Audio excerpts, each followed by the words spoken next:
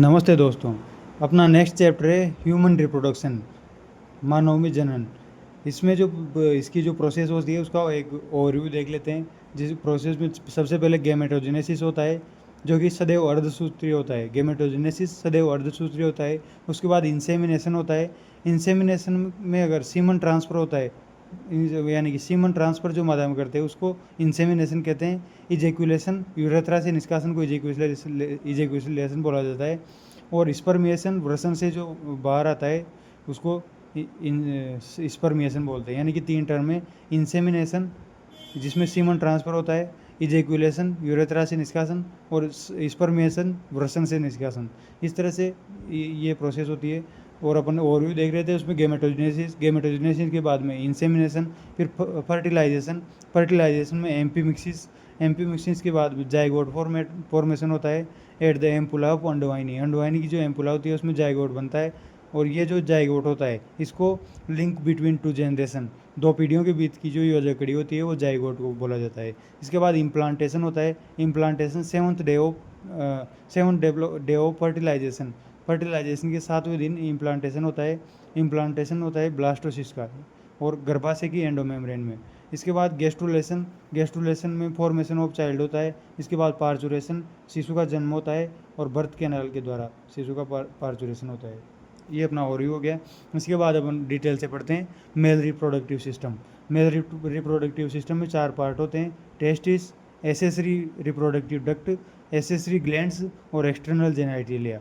इसमें टेस्टिस की बात करें तो टेस्टिस को गोनेट्स भी बोला जाता है। ये प्राइमरी सेक्स ऑर्गन होते हैं। 7th से 8th मंथ में इनका विकास होता है। और 7th से जो 8th मंथ होता है उसमें टेस्टिस स्क्रोटम में प्रवेश कर जाते हैं। स्क्रोटम अगर नहीं पाया जाएगा, स्क्रोटम में प्रवेश अगर नहीं करेंगे तो उसको क्रिप्टोर्किडिज्म बीमारी से ग्रसित माना जाएगा। और if not because less testosterone की वजह से अगर वो उसमें प्रवेश नहीं कर पाते हैं स्क्रोटम में तो क्रिप्टोर्किडिज्म नाम से बीमारी से ग्रसित होगा बच्चा। इसका जो इलाज होता है वो आर्कियोपेक्सी होता है, ऑर्कियोपेक्सी, जो कि ऑपरेशन के द्वारा किया जाता है। इसके बाद जो टेस्टिस स्क्रोटम होता है, इसके बाद डार्टोस और क्रेमेस्टर ग्रंथि इसमें पाई जाती है, जो कि रेगुलेशन टेम्परेचर का जो रेगुलेशन करती है स्क्रोटम के अंदर। वो ग्रंथियाँ होती है डार्टोस और क्रेमेस्टर ग्रंथि। स्क्रोटम में जो टेस्टिस की संख्या होती है 200 से 250 इन ईच टेस्टिकुलर लोब्यूल, यानी कि टेस्टिस में 200 से 250 टेस्टिकुलर लोब्यूल होते हैं और 1 से 3 सेमनीपेरस ट्यूब्यूल होती है। इसके बाद सेमनीपेरस ट्यूब्यूल की बात करें तो इंटरेस्टिशियल जो स्पेस होती है सेमनीपेरस ट्यूब्यूल की, ये तो सेमनीपेरस ट्यूब्यूल होगी। इसकी जो इंटरेस्टिशियल स्पेस होती है ये वाली, इसमें क्या पाए जाते हैं? ब्लड वेसल पाई जाती है, ये इम्यूनोकम्पिटिटिव सेल पाई जाती है, लीडिंग सेल पाई जाती है। लीडिंग सेल सेमनीपेरस ट्यूब्यूल की इंटरस्टिशियल स्पेस में पाई जाती है, जो कि ये लीडिंग सेल जो है एंड्रोजन का श्रावण करती है। इसके बाद ये जो है ये सेमनीपेरस ट्यूब्यूल का जो क्रॉस सेक्शन होता है वो घनाकार जननिक उपकला से बना होता है और इसमें ब्लड वेसल्स भी पाई जाती है। इसके बाद देखते हैं कि ये जो सेमनीपेरस ट्यूब्यूल का क्रॉस सेक्शन है इसमें मेल जर्म कोशिका होती है, जो कि स्पर्म फॉर्मेशन के लिए काम यूज़ में आती है। और सेकंड होती है सर्टोली सेल जो होती है वो नर्स सेल बोली जाती है। इन्हिबिन श्रावण करती है और एबीपी श्रावण करती है, यानी कि sertoli cell nurse cell inhibin श्रावण और एबीपी का श्रावण करती है। इसके बाद देखते हैं अपन, ये टेस्टिस हो गया। इसके बाद देखते हैं ये accessory reproductive duct. Accessory duct कौन कौन सी होती है? इनको सेकेंडरी सेक्स ऑर्गन भी बोला जाता है। ड्यू टू एंड्रोजन और टेस्टोस्टेरोन की वजह से इनका विकास होता है। एसेसरी डक्ट होती है रेटेटेस्टिस संग्रहण का काम करती है, शुक्राणु की फैक्ट्री भी इन्हें बोला जाता है। इसके बाद वासा डिफरेंशिया के बाद एपिडिडाइमस के बाद वासा डिफरेंशिया के बाद इजेक्युलेटरी डक्ट। इस तरह से ये रिप्रोडक्टिव डक्ट होती है। इसके बाद अपन देखते हैं ट्यूबुलाई रेक्टाई जो होती है। ट्यूबुलाई रेक्टाई, रेटेटेस्टिस और वासा इप्रेंसिया, ये सब इंट्राटेस्टिकुलर डक्ट बोली जाती है। और वासा इप्रेंसिया और एपिडिडाइमस जो होती है, एपिडिडाइमस का भी कैप्यूट, कॉर्पस और कोडा 3 पार्ट होते हैं एपिडिडाइमस के। इसमें से इसके बाद में वासा डिफरेंस मूत्राशय के ऊपर लूप बनाएगा वासा डिफरेंस मूत्राशय के ऊपर लूप बनाता है। इसके बाद जो दूरस्थ शिरा होती है, दूरस्थ शिरा से जुड़कर सेमाइनल वेसिकल की दूरस्थ शिरा से जुड़कर वेसेक्टोमी, सॉरी वासा डिफरेंशिया को अगर काट कर हटा देंगे तो वेसेक्टोमी बोला जाता है। और इसको एजोस्पर्मिया यानी कि वेसेक्टोमी के बाद में एजोस्पर्मिया यानी कि स्पर्म का निर्माण नहीं होगा। इसके बाद जो वासा डिफरेंस होती है वो लूप बनाएगी, लूप बनाने के बाद दूरस्थ शिरा से जुड़कर सेमाइनल वेसिकल बनाएगी। सेमाइनल वेसिकल के बाद इजेक्यूलेटरी डक्ट, जो कि वासा डिफरेंस प्लस सेमाइनल ट्यूब्यूल दोनों से मिलकर इजेक्यूलेटरी डक्ट का निर्माण होता है। इजेक्यूलेटरी डक्ट में क्या क्या होता है, वासा डिफरेंस प्लस सेमाइनल ट्यूब्यूल। इसके बाद यूरेथ्रा होता है और इस तरह से मूत्र का निष्कासन, शुक्राणु निष्कासित होते हैं। इसके बाद थर्ड पार्ट है अपना एसेसरी ग्लैंड्स। एसेसरी ग्लैंड्स 5 होती है, जिसमें से 2 होती है सेमाइनल वेसिकल्स, 1 होती है प्रोस्टेट और 2 होती है कॉपर ग्लैंड, जिनको बल्बो ग्लैंड भी बोला जाता है। इसके बाद सेमाइनल वेसिकल की बात करें तो seminal vesicle fructose plus citric acid plus prostaglandin plus fibrinogen protein, ये सब सेमाइनल वेसिकल के अंदर पाए जाते हैं। फ्रक्टोस, सिट्रिक एसिड, प्रोस्टाग्लैंडिन और फाइब्रिनोजन प्रोटीन। इसके बाद प्रोस्टेट में क्या पाया जाता है, कैल्शियम 2+ प्लस वीर्य का जो रंग होता है वो प्रोस्टेट में वीर्य का रंग मिल्की होता है, वो कैल्शियम के कारण होता है। सिट्रेट, ये सब प्रोस्टेट में पाए जाते हैं। इसके बाद कॉपर ग्लैंड क्या होती है, क्षारीय श्लेष्मा का स्रावण करती है। ये स्नेहकता, पेनिस को स्नेहकता प्रदान करती है। यूरेथ्रा से एसिडिक पीएच को न्यूट्रलाइजेशन करने का काम कॉपर ग्लैंड करती है। इसके बाद तीनों का जो सिक्रेशन होता है, सेमाइनल वेसिकल, प्रोस्टेट और कॉपर ग्लैंड, इन तीनों का सिक्रेशन सेमाइनल प्लाज्मा कहलाता है, जिसमें एंजाइम कम होते हैं लेकिन फ्रक्टोस और कैल्शियम प्रचुर मात्रा में पाए जाते हैं। इसके बाद देखते हैं फोर्थ पार्ट, एक्सटर्नल जेनाइटेलिया में पेनिस आता है। पेनिस के तीन भाग होते हैं, रूट जिसको क्रूरा बोला जाता है, बॉडी जो होती है उसको कॉर्पोरा स्पोंजिया, कॉर्पोरा कवर्सिया, और इसका थर्ड पार्ट आता है हेड में क्या होता है, ग्लेंस पेनिस को प्रीप्यूस से ढका जाता है और प्रीप्यूस को अगर काट कर हटा दिया जाए तो उसको सर्कमसीजन बोला जाता है। इसका ANS जो है वो पेनिस इरेक्शन में नियंत्रण में काम आता है। ऑटोनोमल नर्वस सिस्टम ये पेनिस इरेक्शन का काम करता है, और अगर ये नहीं हो तो उसको इम्पोर्टेंसी बोला जाता है, नपुंसकता इसके कारण होती है।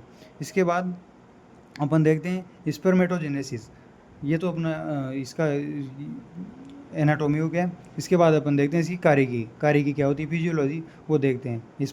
स्पर्मेटोजेनेसिस यानी कि शुक्राणु निर्माण कैसे होता है।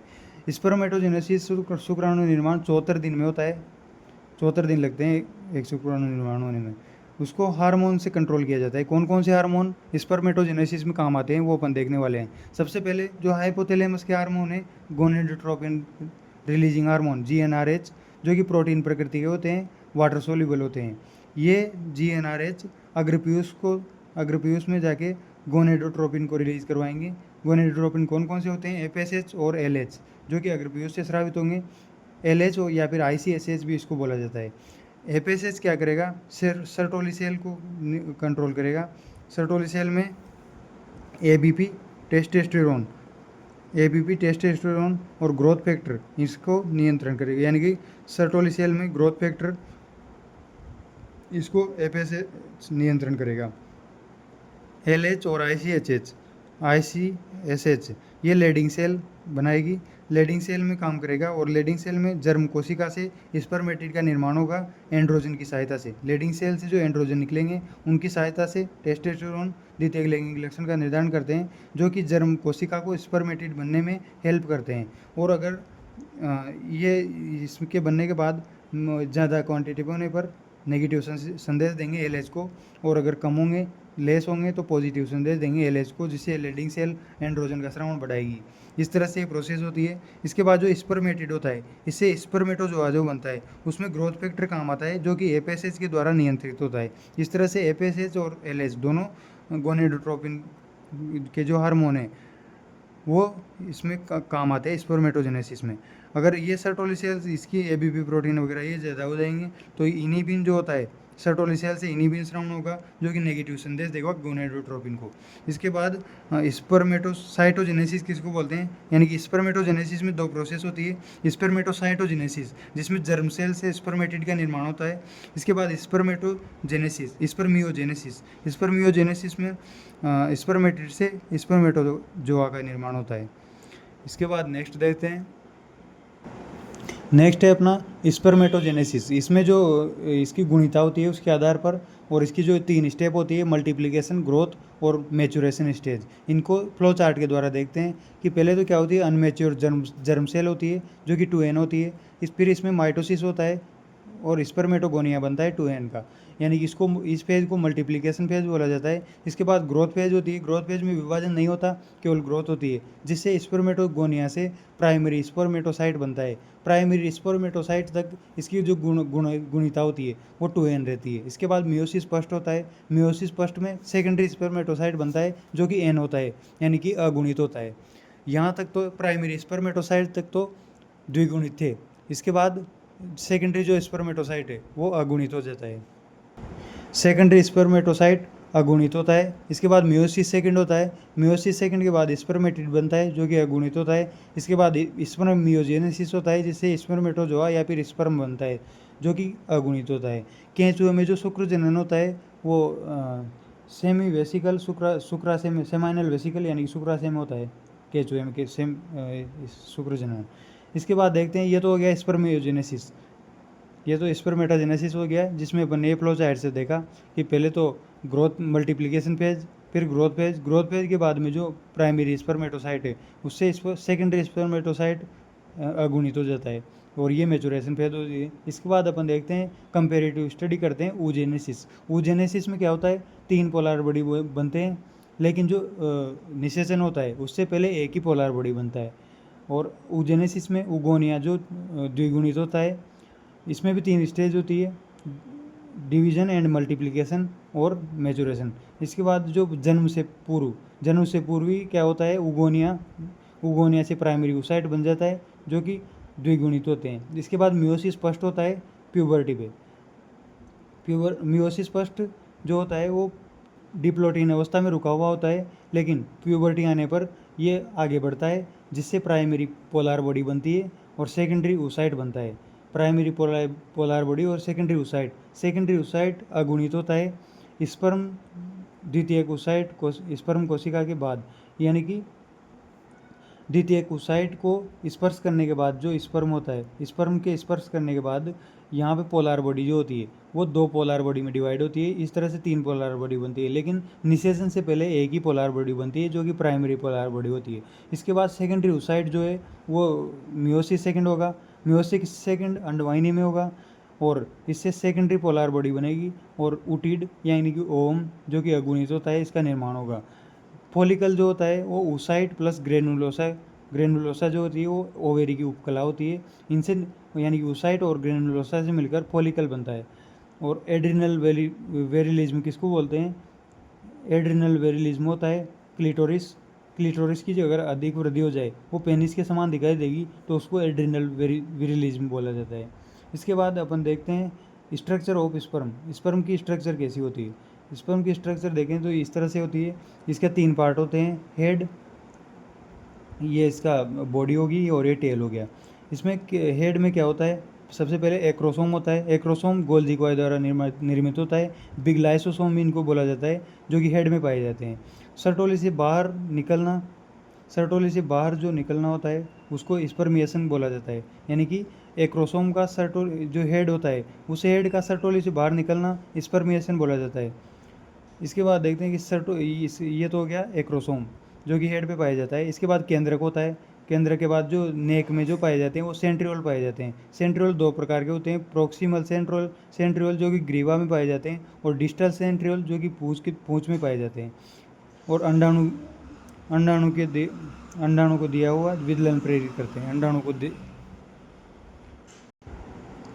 ये होगी नेक में सेंट्रियोल पाया जाता है, प्रोक्सिमल और डिस्टल सेंट्रियोल। इसके बाद जो इसकी बॉडी होती है, बॉडी में माइटोकॉन्ड्रिया पाया जाता है। माइटोकॉन्ड्रिया इसकी जो सीरीज होती है उसको नेबन कर्ण बोला जाता है, नेबन कर्ण। माइटोकॉन्ड्रिया की सीरीज को निबंध कण बोलते हैं। और माइटोकॉन्ड्रिया मोबिलिटी ऑफ स्पर्म के लिए रिस्पॉन्सिबल होता है। इसमें जो बॉडी होती है इसमें पतला कोशिका द्रव्य पाया जाता है जिसको मेन चेट बोला जाता है। इसके बाद टेल की बात करें तो टेल में विहीन टेल विहीन किस किस में होता है, प्रोन और एस्केरिस में टेल नहीं होती है शुक्राणु में। और संयुग्मित शुक्राणु पाए जाते हैं टिड्डे में। इसके बाद टेल की बात करें तो टेल एक्जोनीमा इसको बोला जाता है, जो कि 9+2 की व्यवस्था इसमें पाई जाती है। इसके बाद द्विकशाभिक जिसमें दो टेल होती है, वो कौन कौन होते हैं, टोडफिश वगैरह, ये द्विकशाभिक होते हैं। इसके बाद अपन देखते हैं सीमन। सीमन किसको बोला जाता है, स्पर्म प्लस सेमाइनल प्लाज्मा का जो मिश्रण होता है उसको सीमन बोलते हैं। सीमन 3.5 से 5 ml का होता है यानी, और इसकी जो pH होती है वो 7.3 से 7.4 की pH होती है। स्पर्म प्लस सेमाइनल प्लाज्मा को सीमन बोला जाता है। स्पर्म की संख्या 200 से 300 मिलियन होती है, जो कि 60% नॉर्मल होते हैं और 40% विगोरस मोटाइल होते हैं, और इनकी वजह से स्पर्म गतिशील होते हैं। इसके बाद अपन देखते हैं यू स्पर्मिया किसको बोलते हैं। नॉर्मल स्पर्म की संख्या हो 200 से 300 मिलियन तो उसको यू स्पर्मिया बोला जाता है। ओलिगोस्पर्मिया यानी कि 20 मिलियन से कम अगर स्पर्म हो तो ओलिगोस्पर्मिया, और एजोस्पर्मिया यानी कि जो सीमन होता है उसमें स्पर्म ही नहीं हो तो उसको एजोस्पर्मिया बोला जाता है। इसके बाद अपन देखते हैं female reproductive system. Female reproductive system की बात करते हैं। इसमें सबसे पहले बात करेंगे वो ओवेरी की। ओवेरी प्राइमरी सेक्स ऑर्गन होता है जिसमें गैमेटोजेनेसिस का काम होता है, जो कि पेल्विक रीजन से ओवेरी में गैमेटोजेनेसिस होता है, पेल्विक रीजन में पाई जाती है। मिजोवेरियम की जो लिगामेंट होते हैं इनसे जुड़े होते हैं, और संपूर्ण जो आंतरिक भाग होता है ओवेरी का उसको स्ट्रोमा बोला जाता है, इसको भी देखेंगे। इसके बाद गैमेटोजेनेसिस और हार्मोन स्रावण का काम करती है ओवेरी यानी कि ओवेरी हार्मोन स्रावण का भी काम करती है। कौन कौन से हार्मोन स्रावित होते हैं ओवेरी से, वो है ईस्ट्रोजन सुंदरता के लिए रिस्पॉन्सिबल हार्मोन भी होता है जो कि ओवेरी से स्रावित होता है। प्रोजेस्टेरॉन प्रेगनेंसी हार्मोन भी इसको बोला जाता है। इनहिबिन और रिलैक्सिन, इनहिबिन, प्रोजेस्टेरॉन और ईस्ट्रोजन ये ओवेरी के हार्मोन है। इसके बाद संपूर्ण जो आंतरिक भाग होता है ओवेरी का उसको स्ट्रोमा बोला जाता है। स्ट्रोमा 2 भागों में बटा होता है, कॉर्टेक्स और मेडुला। ये तो कॉर्टेक्स होता है, ये मेडुला होता है। मेडुला में ब्लड सर्कुलेशन होता है यानी कि इसमें ब्लड वेसल्स पाई जाती है, और कॉर्टेक्स में एक्टिव इन फॉलिकल निर्माण, फॉलिकल जो निर्माण होता है वो कॉर्टेक्स में होता है। अंडाशय का काट कर हटाना उसको ओपेरेक्टोमी बोला जाता है, और वृषण कोष में लीबिया मेजोरा, ये तो वल्वा की बात है। इसके बाद अंडाशय को काट कर हटाते हैं तो उसको ओपेरेक्टोमी बोला जाता है। सेकेंडरी सेक्स ऑर्गन की बात करें तो ये 3 प्रकार के होते हैं, एसेसरी डक्ट, एसेसरी ग्लैंड और एक्सटर्नल जेनाइटेलिया। जिसमें एसेसरी डक्ट की बात करें तो फेलोपियन ट्यूब होती है। फेलोपियन ट्यूब 3 भागों में बटी होती है, इन्फंडिबुलम, एम्पुला और स्टेमस। इन्फंडिबुलम, एम्पुला और स्टेमस। इसके बाद सेकेंडरी एसेसरी डक्ट होती है यूटेरस। थर्ड होती है सर्विक्स, और फोर्थ होती है वेजाइना में लैक्टोबैसिलस जीवाणु पाई जाती है जो कि अम्लीय होती हैं। इसके बाद सेकेंडरी सेक्स ऑर्गन में सेकेंडरी एसेसरी जो ग्लैंड्स होती है वो कौन कौन सी होती है, वेस्टिबुलर ग्लैंड्स भी इनको बोला जाता है। इसमें मेजर और माइनर होती है। मेजर होती है बार्टोलिन ग्लैंड जो कि कॉपर के समान होती है, और माइनर होती है वेस्टिबुलर ग्लैंड, माइनर होती है प्रोस्टेट के समान होती है स्केंस ग्लैंड। यानी कि एसेसरी ग्लैंड कौन कौन सी होगी, बार्टोलिन ग्लैंड जो कि कॉपर के समान होती है, और स्केंस ग्लैंड जो कि प्रोस्टेट के समान होती है। इसके बाद एक्सटर्नल जेनाइटेलिया की बात करें तो वो वल्वा होता है। वल्वा में लेबिया मेजोरा होता है जो कि वृषण कोष के समान होता है, और क्लिटोरिस होता है। क्लिटोरिस ग्लैंस पेनिस के समान होता है, और क्लिटोरिस का जो बढ़ जाता है उसको एड्रिनल विरिलिज्म बोला जाता है, जिसको पेनिस समान दिखाई देता है। ये प्रोस्टेट समान स्किन ग्लैंड होगी। इसके बाद अपन बात करते हैं फेलोपियन ट्यूब की। फेलोपियन जो ट्यूब होती है उसको ओविडक्ट भी बोला जाता है, और सेल्पिंग्स भी बोला जाता है। और फेलोपियन ट्यूब को अगर काट कर बांध देते हैं तो उसको सेल्पिंग एक्टोमी बोला जाता है। और ओसियम छिद्र झालर में पाए जाते हैं, यानी कि इन्फंडिबुलन में ओसियम छिद्र पाए जाते हैं, और फेलोपियन ट्यूब को काट कर बांधने को सेल्पिंग एक्टोमी भी बोला जाता है। इसके बाद यूटेरस की बात करें, गर्भाशय की। यूटेरस, हिस्टेरिया या फिर वोम्ब, तीनों गर्भाशय को बोला जाता है। इसके बाद इसमें लिगामेंट इसको जोड़ता है, कौन सा लिगामेंट, मीजोमेट्रियम जो लिगामेंट होता है ये गर्भाशय को जोड़ने का काम करता है। गर्भाशय के 3 भाग है, फंडस, बॉडी और सर्विक्स। इसकी 3 परतें होती है, पेरीमेट्रियम, मायोमेट्रियम जो कि मोटी होती है, चिकनी होती है, और प्रसव के दौरान जो गर्भाशय का संकुचन होता है वो मायोमेट्रियम में होता है, और एंडोमेट्रियम। और हिस्टेरेक्टोमी किसको बोलते हैं? जो गर्भाशय को काट कर अगर बांध देते हैं तो उसको हिस्टेरेक्टोमी बोला जाता है। और सिम्प्लेक्स गर्भाशय का प्रकार है हिस्टेरेक्टोमी का। इसके बाद बर्थ कैनाल की बात करें तो बर्थ कैनाल किसको बोला जाता है? सर्विक्स कैनाल प्लस वेजाइना जो होती है इसको बर्थ कैनाल बोला जाता है। यानी कि सर्विक्स कैनाल प्लस वेजाइना मिलकर बर्थ कैनाल बनाती है।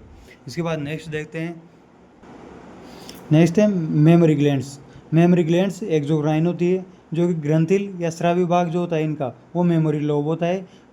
15 से 20 मेमोरी लोब पाए जाते हैं ईच मेमोरी ग्लैंड में। इसमें मेमोरी लोब में लोब्यूल होते हैं, लोब्यूल के अंदर एलवोली होती है। एलवोली दूध निर्माण का क्षेत्र होता है। इसमें प्रोलैक्टिन, पीआरएल हार्मोन इसको बोला जाता है, एचपीएल के योजक होते हैं, प्रोलैक्टिन के योजक एलवोली में पाए जाते हैं। इसके बाद एपोक्राइन ग्लैंड इसको बोला जाता है, और इसके एलवोली के चारों ओर मायो एपिथेलियल सेल पाई जाती है, जो कि ऑक्सीटोसिन के योजक पाए जाते हैं। यानी कि एलवोली जो होती है इसमें प्रोलैक्टिन के योजक होते हैं, और इसके चारों ओर मायो एपिथेलियल सेल पाई जाती है जिसमें ऑक्सीटोसिन के योजक पाए जाते हैं। यानी कि एलवोली में प्रोलैक्टिन और ऑक्सीटोसिन के योजक पाए जाते हैं, जो कि ऑक्सीटोसिन के जो योजक है वो मिल्क लेट डाउन हार्मोन भी ऑक्सीटोसिन को बोला जाता है। ऑक्सीटोसिन को मिल्क लेट डाउन हार्मोन भी बोला जाता है। इसके बाद बात करते हैं कि इसकी व्यवस्था कैसे होती है। मेमोरी जो लोब होता है, इसके बाद मेमोरी ट्यूब्यूल होती है, मेमोरी डक्ट होती है, फिर एम्पुला, फिर लेक्टिपेरस डक्ट, और इसके बाद निप्पल होते हैं। इस तरह से ये मेमोरी ग्लैंड की संरचना होती है। इसके बाद देखते हैं कि एरियोला जो होता है, एरियोला यानी कि जो डार्क स्पेस होते हैं वो सीबेसियस या फिर ऑयल ग्लैंड उसमें पाई जाती है।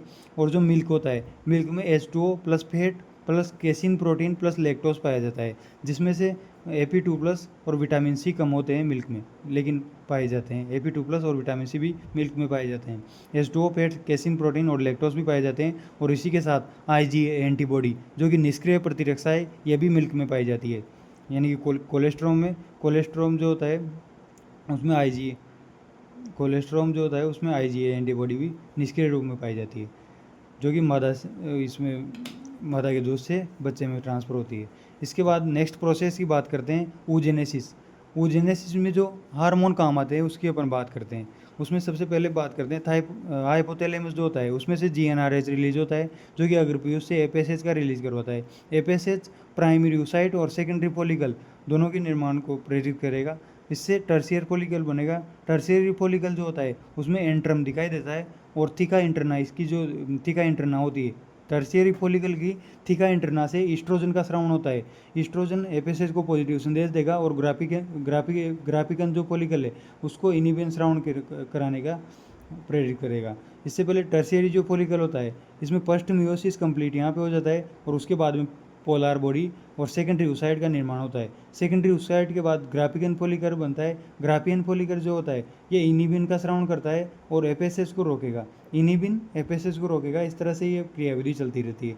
और FSH जो होता है इसको पॉजिटिव संदेश कौन देगा? ग्राफिकन फॉलिकल, जो कि इनिबिन का स्रावण करेगा। और FSH को पॉजिटिव संदेश LH द्वारा अंडोत्सर्ग होगा। LH के द्वारा अंडोत्सर्ग होने के बाद कॉर्पस ल्यूटियम बनेगा, यानी कि कॉर्पस ल्यूटियम जो कि पीला होता है ये LH द्वारा बनेगा इस तरह से। और इसके बाद में जो कॉर्पस ल्यूटियम है, कॉर्पस ल्यूटियम से प्रोजेस्टेरॉन का स्रावण होगा। प्रोजेस्टेरॉन निषेचन नहीं होने पर कुछ ईस्ट्रोजन LH इस तरह कम हो जाएगा, यानी कि कॉर्पस ल्यूटियम से प्रोजेस्टेरॉन बनेगा, और इससे निषेचन नहीं होगा तो LH का स्तर कम होता जाएगा, क्योंकि कॉर्पस ल्यूटियम नष्ट होता जाएगा और सफ़ेद हो जाएगा कॉर्पस ल्यूटियम, जिसको कॉर्पस एल्बिकेंस बोला जाता है। यानी कि कॉर्पस ल्यूटियम धीरे धीरे सफ़ेद हो जाएगा LH स्तर कम होने के कारण, और इससे कॉर्पस एल्बिकेंस बोला जाता है। इसके बाद कॉर्पस ल्यूटियम से रिलैक्सिन हार्मोन का स्रावण भी होता है, जो कि गेस्ट्रेशन के दौरान काम में आता है। इसके बाद नेक्स्ट देखते हैं अपन कि कॉर्पस ल्यूटियम जो है अगर निषेचन हो जाए, निषेचन नहीं होने पर तो ये LH स्तर कम हो जाएगा और कॉर्पस एल्बिकेंस बन जाएगा। इसके बाद अगर निषेचन हो जाए तो एम्ब्रियो बनेगा। एम्ब्रियो से HCG का स्रावण होगा, जो कि LH समान कार्य करेगा। कॉर्पस ल्यूटियम का नियमन HCG के द्वारा होगा। और प्रोजेस्टेरॉन का स्राव होता रहेगा और उससे गर्भावस्था बनी रहेगी, इसलिए इस प्रोजेस्टेरॉन को गर्भावस्था का हार्मोन भी बोला जाता है। और इससे एंडोमेट्रियम का नियमन भी लगातार चलता रहेगा। इस तरह से अगर निषेचन होगा तो ये इस तरह से ये रेगुलेशन HCG के द्वारा किया जाएगा, जो कि एम्ब्रियो से स्रावित होता है। इसके बाद अपन देखते हैं इसकी ग्राफिकन जो पॉलिकल होता है, इसकी स्ट्रक्चर कैसी होती है। ग्राफिकन पॉलीगन में सबसे ऊपरी परत जो होती है उसको थीका सेल बोला जाता है। इसके बीच में जो ये स्पेस होता है इसको एंट्रम बोला जाता है। यहाँ ग्रेनुलर सेल्स पाई जाती है। इसके बाद जोना पेलुसिडा जो होती है वो सेकेंडरी ओसाइट के बाहरी जो झिल्ली होती है उसको जोना पेलुसिडा बोला जाता है। और मियोसिस सेकेंड स्टार्ट हो जाता है सेकेंडरी ओसाइट के टाइम पे, यानी कि ग्राफिकन फॉलिकल से निकलते ही मियोसिस सेकेंड स्टार्ट हो जाता है, जो कि मेटाफेज सेकेंड में रुका हुआ होता है। और जहाँ तक फर्टिलाइजेशन नहीं होगा वहाँ तक मेटाफेज सेकेंड में रुका रहता है सेकेंडरी ओसाइट का मियोसिस सेकेंड। इसके बाद जैसे ही फर्टिलाइजेशन होगा उसमें 3 रिएक्शन होंगी, 4 रिएक्शन होंगी। उसमें फर्स्ट एक कोपुलेशन होगा, मिथुन, ट्रांसपोर्टेशन होगा, कैपेसिटेशन होगा, इसके बाद फ्यूजन होगा। ये तीनों प्रोसेस फ्यूजन से पहले की है। कौन कौन सी? कोपुलेशन यानी मिथुन, ट्रांसपोर्टेशन फेलोपियन ट्यूब में ट्रांसपोर्टेशन होगा। इसके बाद कैपेसिटेशन होगा, यानी कि स्पर्म का कैपेसिटेशन होगा, उसकी योग्यता का निर्धारण होगा। उसके बाद फ्यूजन होगा। फ्यूजन कहाँ पे होगा? फेलोपियन ट्यूब में फ्यूजन होगा। फेलोपियन ट्यूब के एम्पुला स्टेमिक जंक्शन जो होता है वहाँ पे फ्यूजन होगा। फ्यूजन से पहले अपन इसकी संरचना देखते हैं सेकेंडरी ओसाइट की। सेकेंडरी ओसाइट में क्या होता है? सबसे ऊपर कोरोना रेडिएटा की इस तरह से गोल गोल सेल्स होती है, और जोना पेलुसिडा की भी सेल्स इसमें पाई जाती है, जो कि इस तरह से लेयर होती है। जो कोरोना रेडिएटर होता है ये सबसे बाहरी आवरण होता है सेकेंडरी ओसाइट का, यानी कि यूटिड का सबसे बाहरी आवरण कोरोना रेडिएटा होता है, जो कि ग्रेनुलोसा द्वारा निर्मित होता है। इसमें केंद्रक पाया जाता है। कोशिका झिल्ली इस तरह से होती है, ये कोशिका झिल्ली होगी। इसमें हाइलुरोनिक एसिड भी पाया जाता है, जो कि बाहरी परत के रूप में होता है। इसके बाद पेरीविटेलाइन स्पेस होता है। पेरीविटेलाइन स्पेस किसको बोलते हैं? कोशिका झिल्ली और जो जोना पेलुसिडा होती है इसके बीच का जो स्पेस होता है उसको पेरीविटेलाइन स्पेस बोला जाता है। जोना पेलुसिडा की बात करें तो जोना पेलुसिडा नॉन सेलुलर होती है, आंतरिक भाग होता है। और जो जोना पेलुसिडा के ग्लाइकोप्रोटीन होते हैं वो होते हैं फर्टिलाइजिंग प्रोटीन, जो कि अभी अपने बाद में डिस्कस करने वाले हैं। जोना पेलुसिडा नॉन सेलुलर होती है, सेकेंडरी ओसाइट के द्वारा इसका निर्माण होता है जोना पेलुसिडा का।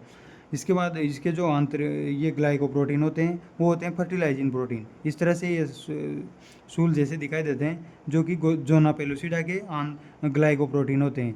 फर्टिलाइजिंग प्रोटीन जिनकी पहचान, यानी कि समान जाति की पहचान करने में काम आते हैं फर्टिलाइजिंग प्रोटीन, जो कि एंटी फर्टिलाइजिंग प्रोटीन जो स्पर्म में होता है उनकी रिएक्शन होगी, इससे इसकी समान जाति का पहचान की जाती है फर्टिलाइजिंग के द्वारा। एंटी फर्टिलाइजिंग यानी कि ये दोनों मिलकर इसकी पहचान करते हैं समान जाति की। इसके बाद ये जो स्पर्म होता है ये अंडाणु का सक्रियण 24 घंटे के अंदर होता है, यानी कि 24 घंटे तक ये सक्रिय रहते हैं। शुक्राणु की लाइफ टाइम जो होती है वो 48 से 72 घंटे होती है। इसके बाद ये शुक्राणु होता है और इसमें ऑलमोस्ट पूरा प्रवेश कर जाता है अंडाणु में। इसका मिड भाग, हेड और लगभग आधी पूंछ भी इसमें प्रवेश कर जाती है। इसके बाद में ये सिनगेमी होती है जिसमें एम्फीमिक्सिस होता है। एम्फीमिक्सिस प्रोसेस में क्या होता है? जो शुक्राणु का एग्रोसोम होता है, एग्रोसोम में हाइलुरोनिक एसिड को घोलने का काम करता है।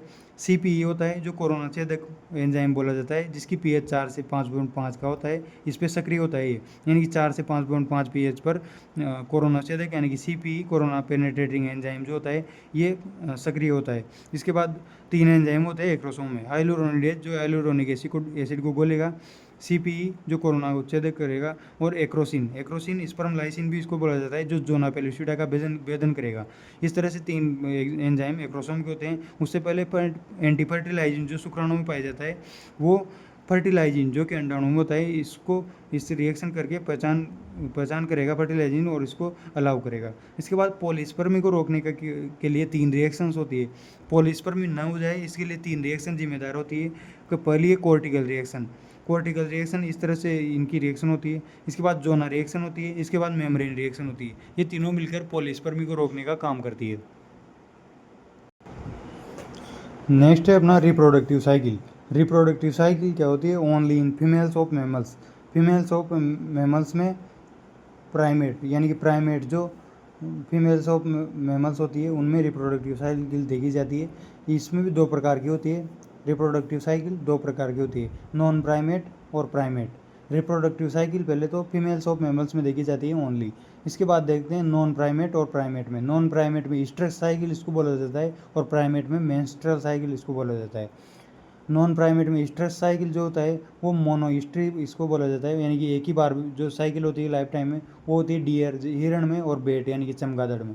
ये मोनोईस्ट्रिस ईस्ट्रस होते हैं। और पॉलीस्ट्रस कौन कौन से होते हैं, काऊ, केट, सीप, ये सब पॉलीस्ट्रस होते हैं। इसके बाद अपन प्राइमेट की बात करें, प्राइमेट में मेंस्ट्रुअल साइकिल होती है जिसको आर्तव चक्र बोलते हैं। आर्तव चक्र प्यूबर्टी पे शुरुआत होती है। सामान्य काल इसका 28 से 29 दिन होता है।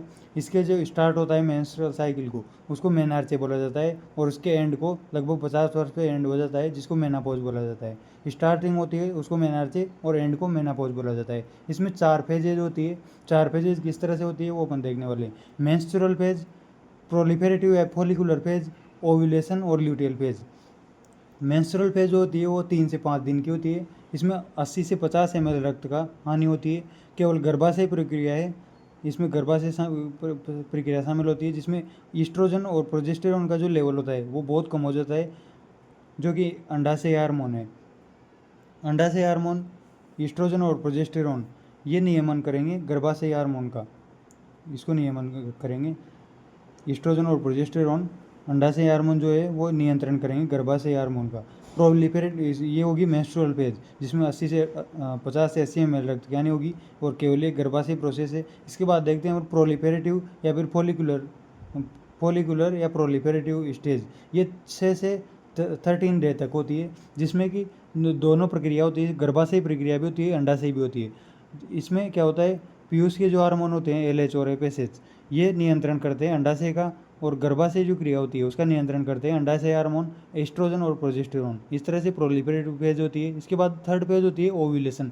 ओव्यूलेशन 14th डे पे होती है। 14th डे पे ओव्यूलेशन होती है और ये केवल अंडाशय प्रोसेस है जिसमें LH सर्ज होता है, LH का लेवल बहुत हाई हो जाता है और FSH का भी बहुत हाई लेवल हो जाता है, जो कि पीयूष के हार्मोन होते हैं जो कि अंडाशय क्रिया का निर्माण करते हैं। ये हो गया ओव्यूलेशन 14 डे। इसके बाद आता है ल्यूटियल फेज। ल्यूटियल फेज 15 से 28वें दिन तक चलती है जिसमें अंडाशय हार्मोन और गर्भाशय दोनों प्रकार के हार्मोन होते हैं। इसमें कॉर्पस ल्यूटियम जो होता है अंडाशय वो प्रोजेस्टेरॉन का स्रावण करता है जो कि एंडोमेट्रियम का नियमन करता है। इस तरह से ये चारों स्टेजेज होती है मेंस्ट्रुअल साइकिल की। अपन देखते हैं क्लीवेज। क्लीवेज क्या होता है, विदलन, यानी कि अब जो अपना फर्टिलाइजेशन हो चुका था उसके बाद जाइगोट जो बन गया था, अब जाइगोट की जो गर्भाशय में गति होती है उसके दौरान क्लीवेज होता है। और क्लीवेज इन ह्यूमंस अपन देखने वाले हैं। ह्यूमंस में क्लीवेज कैसे होता है, 3 प्रकार का मतलब क्लीवेज के 3 प्रकार होते हैं ह्यूमन में। 3 तरह का क्लीवेज होता है। मेरिडोनियल यानी कि एक्सिस ऑफ जो क्लीवेज होती है वो सेंट्रल एक्सिस होती है, यानी कि अन्य जीव जो होती है उनकी एक्सिस पित्त की मात्रा पर निर्भर करती है अन्य जीवों में, लेकिन मेरिडोनियल होता है ह्यूमंस में। ह्यूमंस में axis of cleavage central axis होती है जिसको मेरिडिनियल क्लीवेज बोला जाता है। होलोब्लास्टिक क्लीवेज भी मनुष्यों में पाया जाता है, यानी कि ये जो क्लीवेज होता है ये ह्यूमंस में किस किस नाम से जाना जाता है, meridional because of axis of cleavage central axis होती है।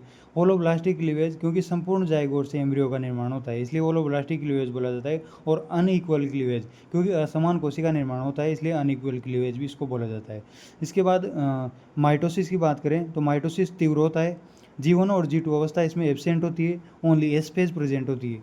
और माइटोसिस जो क्लोज्ड होता है जोना पेलुसिडा का आवरण, जोना पेलुसिडा का जो आवरण होता है उसमें क्लोज माइटोसिस होता है। इसमें एक्टोपिक प्रेगनेंसी से बचाता है, यानी कि जो जोना पेलुसिडा का आवरण जो होता है वो एक्टोपिक प्रेगनेंसी से बचाता है।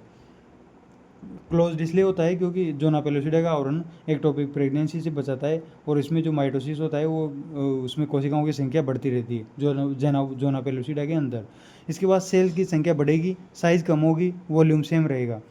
इसके बाद विदलन से जो बनी हुई सेल है उनको ब्लास्टोमेयर बोला जाता है। और फर्स्ट क्लीवेज जो होता है वो 24 से 30 घंटे के बाद होता है। फर्टिलाइजेशन के 24 से 30 घंटे के बाद फर्स्ट क्लीवेज देखा जाता है जो कि ब्लास्टोमेयर सेल के बनने से होता है। एम्ब्रियो विकास का जो क्रम होता है उसको देखते हैं। तो एम्ब्रियो विकास का क्रम कौन सा होता है, पहले जाइगोट बनेगा, फिर मोरुला होता है। मोरुला 8 से 16 सेल की स्टेज होती है। ये दोनों स्टेज फेलोपियन ट्यूब में होती है।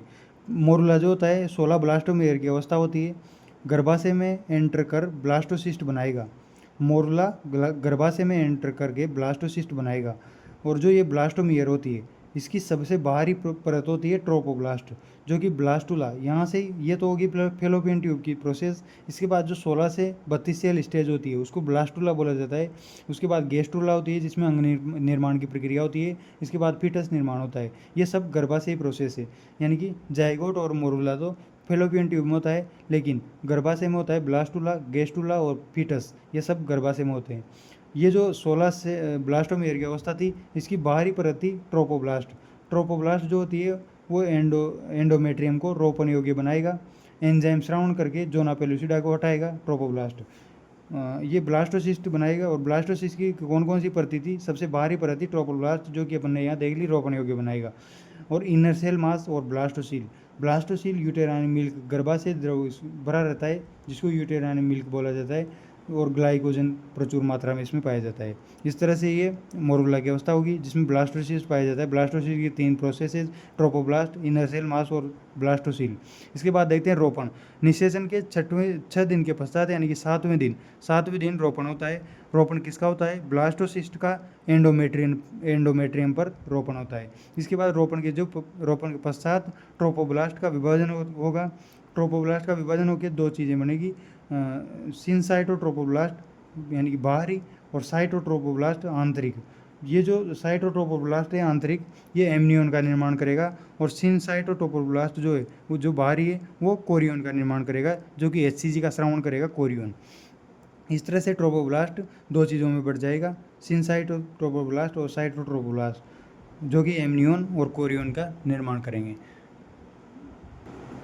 इसके बाद अपन देखते हैं कोरियन। कोरियन जो होता है इससे कोरियोनिक विलाई, अंगुलीनुमा उभार होते हैं। वो अंगुलीनुमा उभार जो होते हैं वो एम्ब्रियो के पूर्ण रूप से प्रवेश कर जाते हैं, जो कि विलाई द्वारा और यूटेरस में प्रवेश करते हैं। प्रवेश के पश्चात एंडोमेट्रियम को डेसिडुआ कहा जाता है। यानी कि ये जो कोरियोनिक विलाई है कोरियन की, ये अंगुलीनुमा जो उभार होते हैं ये इसमें प्रवेश कर जाएंगे एम्ब्रियो में, और इसको एंडोमेट्रियम को डेसिडुआ बोला जाता है। यानी कि इसको प्रवेश करने के पश्चात एंडोमेट्रियम को डेसिडुआ बोलते हैं। इसके बाद अपन बात करते हैं वो जो ये जो कोरियन था, कोरियन से किसका निर्माण हुआ था? ह्यूमन कोरियोनिक गोनेडोट्रोपिन, HCG का निर्माण होता। अब HCG किस किस का काम करेगा? ये प्लेसेंटा द्वारा स्रावित होता है। HCG किसके द्वारा स्रावित होता है? प्लेसेंटा द्वारा। प्लेसेंटा द्वारा स्रावित LH समान कार्य करेगा, कॉर्पस ल्यूटियम का नियमन करेगा, प्रोजेस्टेरोन का स्रावण होगा और गर्भावस्था बनी रहेगी। इसके बाद HCG TSH समान कार्य भी करता है, यानी कि थायरोक्सिन स्रावण करेगा और उपापचय दर को बढ़ाएगा। इसके बाद HCG मूत्र के साथ बाहर निकलता है, जिससे गर्भावस्था का सूचक बोला जाता है। इसके लिए टेस्ट होता है ग्रेविडेक्स टेस्ट, यानी कि HCG सूचक होता है गर्भावस्था का, जो कि ग्रेविडेक्स टेस्ट इससे पता किया जा सकता है। इसके बाद अपन देखते हैं प्लेसेंटा। प्लेसेंटा में क्या होता है? मात्रक ऊतक और भ्रूण ऊतक दोनों इंटरडिजिटेशन संयोजन के द्वारा जुड़े होते हैं। और प्लेसेंटा जो होती है वो स्ट्रक्चरल एंड फंक्शनल यूनिट होती है। इसके बाद प्लेसेंटा किस प्रकार का पाया जाता है ह्यूमंस में, वो देखते हैं। ह्यूमंस में प्लेसेंटा होता है मेटाडिस्कोइडल। मेटाडिस्कोइडल इसको इसलिए बोलते हैं क्योंकि अर्धचंद्राकार होता है। कोरियो एलेंटोइस इसलिए बोलते हैं क्योंकि कोरियन और एलेंटोइस के संयोजन से इसमें कोरियन और एलेंटोइस इसमें भाग लेते हैं। इसके बाद प्लेसेंटा जो होता है वो डेसिड्यूएट होता है, अस्थायी ग्रंथि के समान कार्य करता है, इसलिए डेसिड्यूएट बोलते हैं। और हीमोकोरियल इसलिए बोलते हैं क्योंकि मात्रक ऊतक की जो रक्तवाहिनी होती है इससे संबंधित होता है, इसलिए हीमोकोरियल। यानी कि मानव में प्लेसेंटा मेटाडिस्कोइडल होता है, कोरियो एलेंटोइस होता है, डेसिड्यूएट होता है और हीमोकोरियल होता है। अपन बात करें प्लेसेंटा के कार्य क्या होते हैं। प्लेसेंटा अल्ट्राफिल्ट्रेशन का काम करता है। IgG एंटीबॉडी जो होती है निष्क्रिय प्रतिरक्षा, उसको भ्रूणीय भाग तक पहुंचाने का काम प्लेसेंटा का होता है। और थर्ड काम होता है अस्थायी ग्रंथि के रूप में भी काम करता है, तो वो ग्रंथि के रूप में काम करता है और बहुत सारे हार्मोन स्रावित करता है। उससे पहले अपन देखेंगे कि प्लेसेंटा जो होता है इंटरडिजिटेशन, इसके बाद प्लेसेंटा जो होता है एंड गर्भस्थ शिशु के मध्य इंटरडिजिटेशन पाया जाता है। और जो अम्बिलिकल कॉर्ड होती है नाभिक रज्जु, इसमें 2 आर्टरीज होती है, अशुद्ध रक्त ले जाने का काम करती है, और एक वेन होती है जो कि शुद्ध रक्त ले जाने का काम करती है। देयरफॉर पल्मोनरी सिरा और धमनी के समान कार्य करती है, यानी कि पल्मोनरी सिरा और पल्मोनरी धमनी के समान कार्य करती है आर्टरीज और वेन। कहाँ पे? प्लेसेंटा पे। अम्बिलिकल कॉर्ड जिसको बोला जाता है। इसके बाद अपन देखते हैं कि ये जो कार्य था प्लेसेंटा का, उसमें थर्ड था अस्थायी ग्रंथि के रूप में, ग्रंथि के रूप में कार्य करती है और हार्मोन श्रावण करती है। एचसीजी का श्रावण करेगी जो कि एलएच टीएसए समान कार्य करेगा, ईस्ट्रोजन प्रोजेस्टेरोन उच्च बनाए रखता है। इसके बाद एचपीएल का श्रावण करेगा जो ह्यूमन प्लेसेंट प्रोलैक्टिन हार्मोन यानी कि दूध से रिलेटेड होता है, जो कि रक्त ग्लूकोज के स्तर को बढ़ाएगा और एमिनो एसिड के स्तर को भी बढ़ाएगा। इसके बाद ईस्ट्रोजन श्रावण होता है प्लेसेंटा के द्वारा, जो कि स्तन ग्रंथि का विकास करेगा, यूटेरस का विस्तार करेगा, यूटेरस में ऑक्सीटोसिन के योजक बनाएगा। इसके बाद प्रोजेस्टेरोन स्तन ग्रंथि का विकास करेगा, यूटेरस की गति को धीमा और रोकने का काम प्रोजेस्टेरोन का होता है। और एंटी एबॉर्शन हार्मोन भी प्रोजेस्टेरोन को बोला जाता है, क्योंकि ये यूटेरस की गति को धीमा और रोकने का काम करता है, इसलिए इसको एंटी एबॉर्शन हार्मोन भी बोला जाता है। इसके बाद गर्भवती महिला में एक्स्ट्रा प्लेसेंटेशन हार्मोन कौन कौन से होते हैं वो देखते हैं। ईस्ट्रोजन और प्रोजेस्टेरोन ये कार्पस ल्यूटियम गर्भकाल का नियमन करते हैं। कोर्टिसोल जो होता है वो एड्रिनल ग्रंथि के रूप में एड्रिनल ग्रंथि का काम करता है और भ्रूण विकास में सहायक होता है। थायरोक्सिन थायराइड ग्रंथि के समान कार्य करता है, थायराइड ग्रंथि से और उपापचय में काम आता है। और प्रोलैक्टिन हार्मोन अग्रपीयूष से होता है जो गर्भकाल का नियमन करता है। यानी कि ये एक्स्ट्रा प्लेसेंटेशन हार्मोन है, यानी कि प्लेसेंटा के अलावा कौन कौन से हार्मोन गर्भवती महिला में काम करते हैं। एक तो ईस्ट्रोजन प्रोजेस्टेरोन जो कि कॉर्पस ल्यूटियम का श्रावण करेगा, गर्भकाल नियमन। कोर्टिसोल एड्रिनल ग्रंथि से स्रावित होगा जो भ्रूण विकास का काम करेगा। थायरोक्सिन थायराइड ग्रंथि से उपापचय का काम करेगा। और प्रोलैक्टिन अग्रपीयूष से गर्भकाल नियमन का काम करेगा। इसके बाद अपन देखते हैं गैस्ट्रुलेशन मॉर्फोजेनिक गतियाँ जो होती है इनर सेल मास की, उसको गैस्ट्रुलेशन बोला जाता है। ब्लास्टोसिल का ह्रास ओब्लिटेरेशन होता है, नई गुहा बनेगी जो कि आर्केंटेरोन के नाम से जानी जाती है। इसको भ्रूणीय आहार नाल भी बोला जाता है। भ्रूणीय चर्म का जो निर्माण होता है उसको मोर्फोजेनिक गतियों के द्वारा मोर्फोजेनिक जो एक गतियाँ होती है इनर सेल मास की, उससे भ्रूणीय चर्म का निर्माण होता है। सर्वप्रथम एंडोडर्म बनेगी, फिर एक्टोडर्म बनेगी और अंत में मीजोडर्म बनेगी। मीजोडर्म प्रीमिटिव स्ट्रेक द्वारा मीजोडर्म का निर्माण होगा। इसके बाद अपन देखते हैं कि नई जो गुहा बनेगी उसको आर्केंटेरोन गुहा बनेगी जो भ्रूणीय आहार नार का काम करेगी। आर्केंटेरोन इस प्रकार से दिखाई देगी।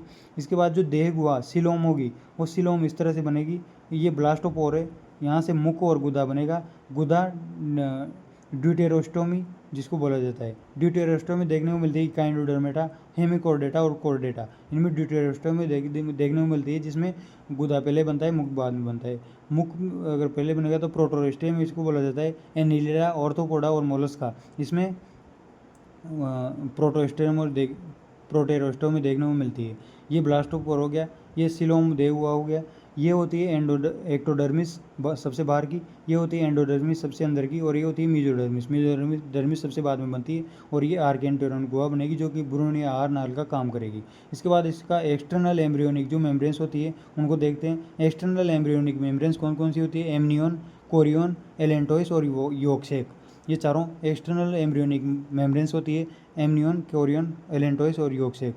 इसकी डायग्राम देखते हैं तो डायग्राम में एक्टो, ट्रोपोब्लास्ट और मीजो यानी कि एक्टो और मीजोडर्मल होता है, जिसमें कि कोरियन जो होती है कोरियन ये एक्टो और मीजोडर्मल होती है। एक्टो तो ट्रोपोब्लास्ट और मीजोडर्मल मीजोडर्मस की वजह से। इसके बाद आर्केंटेरोन जो होती है ये मीजोडर्म से बनती है।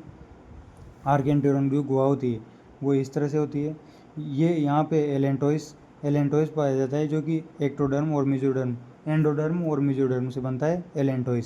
एलेंटोइस एंडोडर्म और मीजोडर्म से बनता है जो कि भ्रूणीय मूत्रा से इसको बोला जाता है। और बनता है पीतकोष योगसेक एंडोडर्म और मीजोडर्म से मिलकर बनता है जो कि भ्रूणीय यकृत इसको बोला जाता है। ट्रोपोब्लास्ट सेल सबसे बाहरी आवरण होता है। इसके बाद एमनियन जो होती है वो एक्टोडर्म और मीजोडर्म दोनों से मिलकर बनती है। कोरियन एक्टोडर्म और मीजोडर्म से मिलकर बनती है। इस तरह से ये प्लेसेंटा का और गर्भस्थ जो विकसित शीर्ष होता है गैस्ट्रुलेशन इसकी प्रोसेस होती है। इसके बाद अपन देखते हैं पार्चुरेशन और लैक्टेशन। पार्चुरेशन में क्या होता है? संकेत कहाँ से मिलता है? पीटल एपीआर यानी कि पीटल इजेक्शन रिफ्लेक्स जो होता है प्रतिवर्त क्रिया, इससे संकेत मिलता है पार्चुरेशन का। इससे क्या होता है? गर्भावस्था का माइल्ड कॉन्ट्रैक्शन होता है, गर्भाशय का माइल्ड कॉन्ट्रैक्शन होता है ऑक्सीटोसिन का अल्पस्रावन के कारण। ऑक्सीटोसिन का जो अल्पस्रावन होगा उसके कारण गर्भाशय का माइल्ड कॉन्ट्रैक्शन होगा, जिससे ऑक्सीटोसिन का लेवल बढ़ेगा। ऑक्सीटोसिन का लेवल बढ़ेगा तो क्या होगा?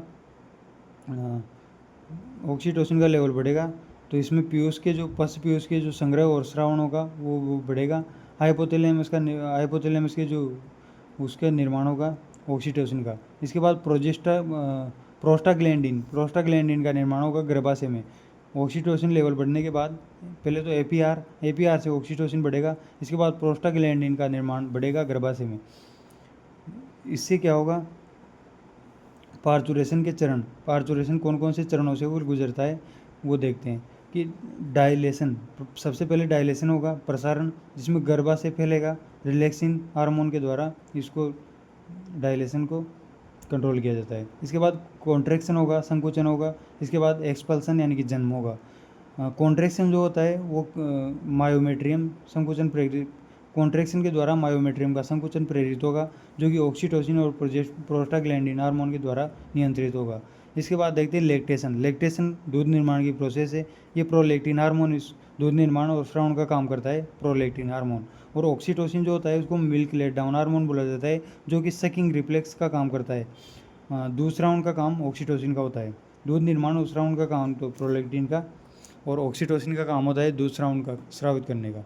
इसके बाद कोलेस्ट्रम जो होता है, यानी कि जो पहला होता है मिल्क निर्माण होता है, उसको कोलेस्ट्रम कीस बोला जाता है, जिसमें आईजीए एंटीबॉडी पाई जाती है निष्क्रिय अवस्था में, निष्क्रिय प्रतिरक्षा इसको बोला जाता है। अब अपन देखने वाले हैं एम्ब्रियोलॉजी की बात करें तो father of modern embryology von Baer को बोला जाता है। और संतान जो होती है अगर लैंगिक जनन के द्वारा हो तो उसमें जाइगोट बनेगा, एम्ब्रियो होगा, ऊटिड बनेगा और इससे विभिन्नता होगी। अलैंगिक जनन के द्वारा अगर संतान होगी तो उसमें ब्लास्टोजोइड विभिन्नता नहीं होगी और क्लोन यानी कि रेमेटोस को बोला जाएगा। इससे एम्ब्रियोलॉजी से रिलेटेड थ्योरीज कौन कौन सी है वो देखते हैं। जैविक प्रभाविता का जो सिद्धांत है वो अंडे में विशिष्ट जैविक शक्ति होती है, ये दिया था अरस्तु ने जैविक प्रभाविता का सिद्धांत दिया था। उसकी बिग बुक जो है अरस्तु की बुक हिस्टोरिया एनिमेलियम जो है उसमें इसने जैविक प्रभाविता का सिद्धांत दिया था। अरस्तु प्राचीन ब्रोनिकी के जनक भी इनको बोला जाता है। इसके बाद सेकंड थ्योरी है स्पर्मिस्ट थ्योरी लिवेनोव और हार्ड साइगर ने दी थी, जो कि सूक्ष्म रूप में शुक्राणु में ह्यूमन क्लूज बोला जाता है। और ओविस्ट थ्योरी जो स्पर्मिस्ट थ्योरी तो लिवेनोव और हार्ड साइगर ने दी। ओविस्ट थ्योरी मार्सेलो मेलपीगी, हेलेन और स्वामडर्म ने दी। अंडाणु में मनुष्य का सूक्ष्म रूप दिखाई दिया था ओविस्ट थ्योरी के अनुसार। इसके बाद नेक्स्ट थ्योरी है जर्म प्लाज्म थ्योरी, जनन द्रव्य सिद्धांत। ये विजमैन ने दी थी, जो इसने चूहे पर प्रयोग किया था। इसका कहना है कि केवल जर्म प्लाज ही पीढ़ी दर पीढ़ी स्थानांतरित होता है। जर्म प्लाज थ्योरी लेमार्क के उपार्जित लक्षण का खंडन करती है। इसके बाद नेक्स्ट थ्योरी आती है एपिजेनेसिस थ्योरी। C.F. वुल्फ ने इसको दिया था।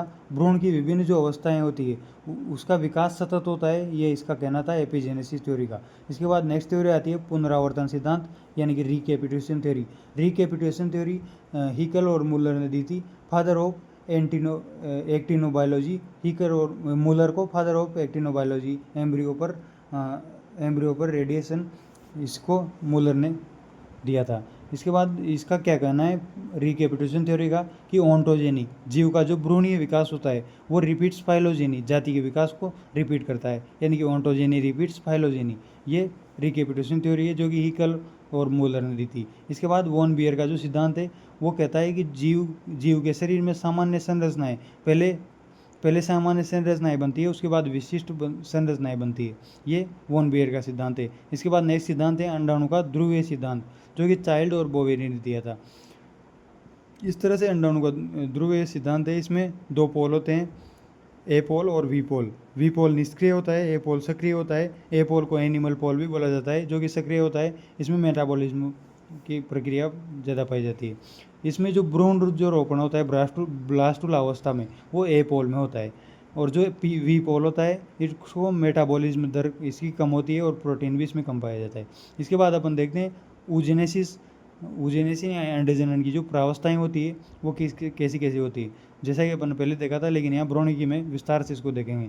मल्टीप्लिकेशन में ओगोनिया जो होते ओगोनिया निर्माण प्राइमरी जर्म सेल से जो ओगोनिया निर्माण होता है माइटोसिस के द्वारा, वो मल्टीप्लिकेशन होता है। इसके बाद वृद्धि प्रावस्था होती है। वृद्धि प्रावस्था अत्यधिक लंबी होती है, कोई विभाजन नहीं होता है उगोनिया से प्राथमिक oocyte निर्माण होता है। शेष उगोनिया से नर सेल शेष जो उगोनिया होती है वो नर सेल का काम करती है। पूर्व पीतक अवस्था, इसमें भी वृद्धि जो अवस्था होती है वो दो प्रकार की होती है, प्री विटेलोजेनेसिस और विटेलोजेनेसिस। प्री विटेलोजेनेसिस यानी पूर्व पीतक अवस्था, ये क्या होती है, केंद्रीय पदार्थों की मात्रा जो होती है, केंद्रीय पदार्थों की मात्रा वृद्धि या कोशिका द्रव्य पदार्थ की वृद्धि होती है। और जो विटेलोजेनेसिस होती है पीतक जनन अवस्था, इसमें यौक पीतक का निर्माण होता है। और जो ये मात्रा वृद्धि होती है ये डीएनए आरएनए की वृद्धि होती है। जर्मिनल जो वेसिकल होते हैं न्यूक्लियस, इनकी गुणसूत्र का आकार बड़ा होगा। और ये जो प्री विटेलोजेनेसिस होती है ये किस किस में पाई जाती है, पक्षी, मछलियाँ, सरीसृप, मेंढक, इनमें वृद्धि करके लैंप ब्रश गुणसूत्र का निर्माण करती है प्री विटेलोजेनेसिस के द्वारा। इसके बाद प्री विटेलोजेनेसिस केंद्रिका राइबोसोम फैक्ट्री, केंद्रिका में राइबोसोम फैक्ट्री होती है। इसके बाद माइटोकॉन्ड्रिया में बादल, एवीज, रेप्टाइल, उभयचर, ये सब अधिक माइटोकॉन्ड्रिया बनाएंगे। इसके बाद अपन देखते हैं इन्फेरोसोम। इन्फेरोमोसोम क्या होता है, oogenesis की वृद्धि प्रावस्था में बनता है, जिसको 10% mRNA को प्रोटीन से लपेट कर रख दिया जाता है, जिसको विदलन के समय यूज होता है 10% mRNA। इसके बाद देखते हैं निषेचन कला, fertilization membrane. Fertilization membrane Golgi कोई द्वारा ओनली मनुष्य में पाई जाती है, जो कि पॉलीस्पर्मेशन को रोकती है। निषेचन कला पॉलीस्पर्मेशन को रोकती है, अंडाणु में एक शुक्राणु प्रवेश के पश्चात पॉलीस्पर्मी को रोकती है। निषेचन कला यानी कि फर्टिलाइजेशन मेम्ब्रेन, ये ओनली मनुष्य में पाई जाती है। इसके बाद विटेलोजेनेसिस, ये तो प्री विटेलोजेनेसिस हो गया। इसके बाद विटेलोजेनेसिस में यौक निर्माण होगा जो विकासशील भ्रूण को पोषण प्रदान करता है, जिसमें ग्लाइकोजन, प्रोटीन और वसा इनका निर्माण होता है और एल्बुमिन प्रोटीन अधिक पाया जाता है। इसमें वर्टिब्रेटा में यौक निर्माण लीवर में होगा और कीटों में वसाकाय में यौक निर्माण होता है। बल्बियानी जो वलय होती है विटेलाइन रिंग, ये oocyte केंद्र के चारों ओर पाई जाती है। माइटोकॉन्ड्रिया, ईआर, गोल्जी बॉडी और राइबोसोम एक रिंग में व्यवस्थित होते हैं, इसलिए इसको बल्बियानी वलय बोला जाता है। परिपक्वन जो प्रावस्था होती है, मैचुरेशन स्टेट, उसमें मियोसिस स्पष्ट संपन्न होता है, अनइक्वल विभाजन होता है, बड़ी oocyte और छोटी पोलर बॉडी बनेगी। इसके बाद सेकंड परिपक्वन विभाजन होगा, मियोसिस सेकंड में केवल निषेचन के समय होगा। इसके बाद निषेचन होगा, निषेचन में क्या होगा, सिनगेमी होगी, एपोमिक्सिस हो गए, n+n मिलकर 2n बनाएंगे, इसको कैरियोगोमी बोला जाता है। कृत्रिम जो निषेचन होता है उसको स्पर्म बैंक के द्वारा किया जाता है, जिसमें माध्यम क्या होता है, लिक्विड नाइट्रोजन और -196 डिग्री सेल्सियस, इसमें स्पर्म बैंक में होता है ये माध्यम। इसके बाद प्राकृतिक निषेचन में क्या होता है, बाह्य निषेचन जल के द्वारा, लवणीय जल में सी आर्चिन और नेरीज और अलवणीय जल में मेंढक और टोड। इसके बाद आंतरिक निषेचन, आंतरिक परिवहन प्लेसेंटा, आंतरिक परिवर्धित प्लेसेंटा में जो कि यूथीरिया विविपेरस होता है। इसके बाद बाह्य परिवर्धन होता है, अंडज और सरीसृप में आंतरिक परिवर्धन होता है, प्लेसेंटा एब्सेंट होता है। कंगारू और यानी कि प्लेसेंटा प्रेजेंट हो और आंतरिक परिवर्धन हो वो तो यूथेरिया और विविपेरस, और आंतरिक परिवर्धन हो जिसमें प्लेसेंटा एब्सेंट हो जैसे कि कंगारू, मेटाथीलियम, ये सब आंतरिक निषेचन करते हैं। इसके बाद अपन देखते हैं निषेचन की अवस्था होती है प्राथमिक oocyte में एस्केरिस कुत्ता और बिल्ली, नेरीज, लोमड़ी, ये सब प्राथमिक oocyte बनाते हैं। इसके बाद द्वितीय oocyte यानी प्राथमिक oocyte में निषेचन हो जाता है किस किस में, एस्केरिस कुत्ता, बिल्ली और नेरीज और लोमड़ी में। द्वितीय oocyte में निषेचन होता है स्तनधारी, फ्रॉग, टोड, एम्फीमिक्सेज, एम्फियोक्सिस और ब्यूफो में, इनमें द्वितीय oocyte में निषेचन होता है। और पूर्ण विकसित जो अंडाणु होता है उसमें निषेचन होता है सिलेंट्रेटा और एकिनोड्स में। इसके बाद निषेचन की क्रियाविधि देखते हैं तो युग्मकों का समागम होता है और फर्स्ट जो होता है रसायनुचलन सिद्धांत होता है जो कि मिलर ने दिया था। इसमें सिलेंट्रेटा, फिश, कीट, ये रसायनुचलन सिद्धांत के द्वारा युग्मकों का समागम होता है। फिश और कीट में माइक्रोपोइल छिद्र पाए जाते हैं जो कि कोरियन झिल्ली में पाए जाते हैं, अंडाणु द्वारा रसायन मुक्त किए जाते हैं, इसको रसायनुचलन सिद्धांत कहा जाता है जो कि मिलर ने दिया था। इसके बाद गैलेक्टोस बाइंडिंग थ्योरी होती है, जिसमें क्या होता है, जोना पेलुसिडा पर गैलेक्टोस ZP3 और जो ये थ्योरी जो है गैलेक्टोस बाइंडिंग थ्योरी, ये वारसेन और सेलिंग ने दी थी। इसके बाद फर्टिलाइजिन एंटी फर्टिलाइजिन थ्योरी जो कि बाई F.R. लीली ने दी थी फर्टिलाइजिंग एंटी फर्टिलाइजिंग थ्योरी, जो कि जाति विशिष्ट विधि पर आधारित है। इसके बाद स्पर्म्स की योग्यतार्जन कैसे होता है? अधिवर्षण होता है। अधिवर्षण एंड फेलोपियन ट्यूब में योग्यतार्जन होता है लगभग 7 घंटे में, और इसको कैल्शियम 2+ आयन की सहायता से योग्यतार्जन करते हैं। इसके बाद एक्रोसोमल अभिक्रिया एंड भेदन। एक्रोसोमल अभिक्रिया क्या होती है? इसको एक्रोसोम द्वारा स्पर्म लाइसिन द्वारा अंडझिल्ली समाप्त की जाती है। इसके बाद निषेचन शंकु, निषेचन कला का निर्माण होता है, जैसे कि फास्ट ब्लॉक मैकेनिज्म होती है, एक होती है slow block mechanism. Fast block में 1 से 3 सेकंड में इसको ब्लॉक किया जाता है, फिर तकदीली पर Na2+ कंसंट्रेशन बढ़ेगी, पॉलीस्पर्मी को रोका जाता है। और स्लो बेक मैकेनिज्म क्या होता है? अंडाणु के साइटोप्लाज्म में Ca2+ आयन द्वारा स्लो बेक मैकेनिज्म पाया जाता है। Na2+ द्वारा तो फास्ट बेक, और स्लो बेक होता है Ca2+ के द्वारा अंडाणु के साइटोप्लाज्म में। इसके बाद स्पर्म अंडाणु में प्रवेश करते ही 180 डिग्री घूमकर समीपस्थ तारक काई अंडाणु को दे देता है। इस तरह से ये प्रोसेस होती है। इसके बाद क्लीवेज, विलयन की बात करें तो स्वामडर्म मेंढक में शब्द जो क्लीवेज है वो वॉन बियर ने दिया था, और स्प्लेंजेनी टोड ने इसकी खोज की थी।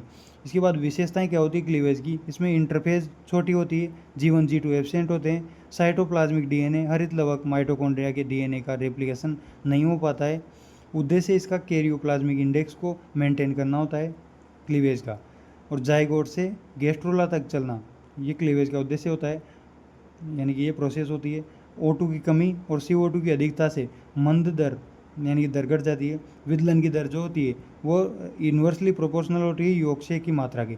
योग की मात्रा बढ़ेगी तो विदलन की दर कम हो जाएगी।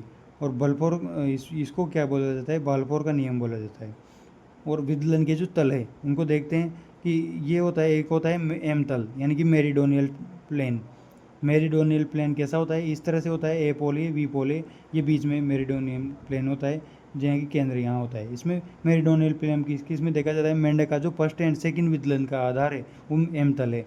वी तल मेंढक में फोर्थ विदलन का आधार वर्टिकल प्लेन होता है, यानी कि वी तल होता है। वी तल इस तरह से होता है। इसके बाद आता है ई तल, इक्वेटर प्लेन।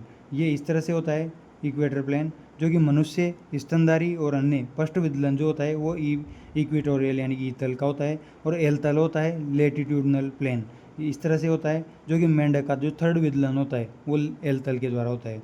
इसके बाद देखते हैं वोनसे का नियम। वोनसे का नियम क्या कहता है?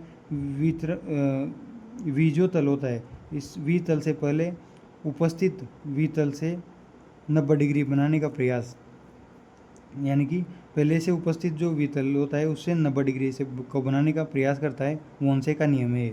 वोनसे का से नियम बोल्फोर का नियम, यानी कि इस तरह से होता है, विदलन इज प्रोपोर्शनल टू 1/, योग की मात्रा। इसके बाद अपन देखते हैं विदलन के प्रकार। निर्धारित विदलन क्या होता है? जिसमें प्रोटोस्टोमिया जो होता है, प्रोटोस्टोमिया जो होता है उसके द्वारा मुख का निर्माण होता है, उसको निर्धारित बोला जाता है। विकृति, अगर इसमें विकृति हो तो इसको टेट्रागेमी बोला जाता है, विरूपण टेट्रागेमी। और अगर सेकंड प्रकार का विदलन होता है अनिर्धारित, जिसमें stem cell, reptile, amphibian, male mammals में यह अवस्था पाई जाती है अनिर्धारित। इसमें स्टेम सेल, रेप्टाइल और ये सब बनते हैं। इसमें के बाद मोरुला विदलन प्रकार, इसमें निर्माण होता है स्टेमस भाग से। स्टेमस भाग में निर्माण होता है मोरुला विदलन प्रकार में। ब्लास्टुला में क्या होता है? स्तनधारियों में सबसे विकसित ब्लास्टोसिस्ट होता है, और जोना पेलुसिडिया इसमें हटती है। ये हो गए विदलन के प्रकार। अब अपन देखते हैं नेक्स्ट ट्रोपोब्लास्ट जो होती है उसका सबसे मुख्य कार्य होता है सुरक्षा। ये बाहरी कोशिकाएं वृद्धि करके बनाती है। यह भ्रूण विकास में भाग नहीं लेता है। ट्रोपोब्लास्ट ब्लास्टोमियर अधिकांश विशिष्ट स्थल पर एकत्रित होकर संरचना बनाती है, जिसको भ्रूणीय गुंडी बोला जाता है, या फिर इसको एम्ब्रियोनिक नोब भी बोला जाता है, या इसको एम्ब्रियोनिक इनर सेल मास जो है वो यहाँ से भ्रूण का रोपण होगा इनर सेल मास से, और इसकी जो गुहा होगी उसको ब्लास्टोसील कोरक गुहा या एल्यूमिनियस गुहा भी बोला जाता है। ब्लास्टुला जो होता है रोपण में 5 दिन, रोपण से 5 दिन प्लस 7 दिन, ये होता है ब्लास्टुला बनता है। पूर्णतया रोपण में 5 + 7 यानी कि 12 दिन का समय लगता है। रोपण में प्रोजेस्टेरोन की इंपॉर्टेंट भूमिका होती है। इसके बाद अपन देखते हैं फेट मैप, संभावित रेखा चित्र क्या होती है? वोल्टर वाल्टर ने इसको दिया था, किसको? फेट मैप को। फैट मैप क्या करता है, निषेचित अंडे की जो ब्लास्टुला अवस्था होती है उसमें फैट मैप किया जाता है।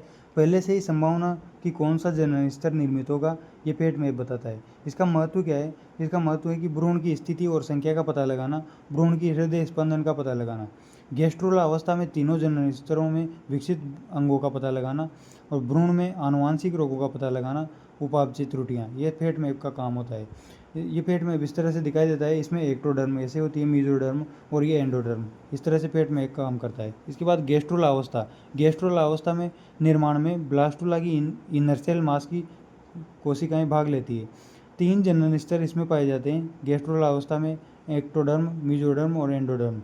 इसके बाद ऊतक का जो विकास होता है, ऊतक का विकास गैस्ट्रोला अवस्था में उपकला ऊतक जो होता है तीनों स्तर में होता है। संयोजी ऊतक का मीजोडर्म के द्वारा, पेशीय ऊतक का मीजोडर्म के द्वारा और तंत्रिका ऊतक का एक्टोडर्म के द्वारा ऊतक के विकास होता है। इसको देखते हैं, गैस्ट्रुलेशन के प्रारंभ में विदलन में कमी, अंत में बंद हो जाता है। गैस्ट्रुलेशन के प्रारंभ में विदलन में कमी होती है, अंत में बंद हो जाता है। इसकी गैस्ट्रुलेशन के दौरान O2 की डिमांड प्लेसेंटा से प्राप्त होती है, यानी कि O2 की जो डिमांड होती है वो प्लेसेंटा के द्वारा पूरी की जाती है गैस्ट्रुलेशन के दौरान। गैस्ट्रुला में ब्लास्टोमियर से विभेदन होगा, ब्लास्टोमियर की गति, यानी कि ब्लास्टोमियर में विभेदित होकर प्राथमिक जनन स्तर बनेगा, 3 स्तर में निर्माण होगा। इसके बाद ब्लास्टोमियर की जो गति होती है, एपीबोली होती है, एम्बीबोली होती है। एपीबोली एक्टोडर्म का निर्माण करने वाली सेल्स होती है, इसमें सहायक होती है, और मीजो और एंडोडर्म का निर्माण करने वाली सेल्स एम्बोली में होती है। एपीबोली में एक्टोडर्म का निर्माण वाली सेल्स, एम्बोली में मीजो और एंडोडर्म का निर्माण करने वाली सेल्स। इसके बाद देखते हैं inner cell mass. Inner cell mass की सबसे नीचे की जो सेल्स होती है उनको एंडोडर्म या फिर हाइपोब्लास्ट बोला जाता है, हाइपोब्लास्ट बोला जाता है, जो कि शेष कोशिकाएं एक्टोडर्म और हाइपरब्लास्ट का निर्माण करेगी।